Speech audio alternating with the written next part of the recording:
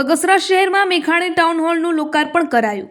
રાજ્યના ઉર્જા મંત્રી કૌશિકભાઈ વેકરિયાના હસ્તે રિબન કાપીને ખુલ્લું મૂકવામાં આવ્યું હતું।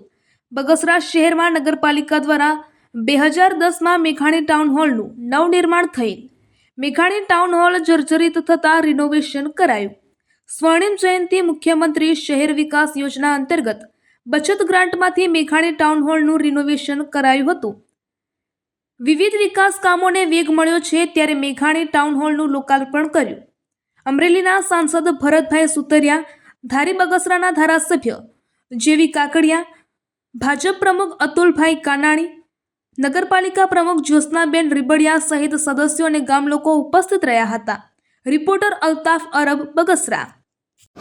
જે જૂનો ટાઉન હોલ હતો એમાં 50 લાખના ખર્ચે આજે રિનોવેશનનું આયોજન કરેલું હતું અને નગરપાલિકા આયોજિત આ મિની ટાઉન હોલનું આજે લોકાર્પણ માનનીય આપણા રાજ્યના ઉર્જા મંત્રી માનનીય કૌશિકભાઈ વેકરિયા હસ્તક રાખેલું હતું।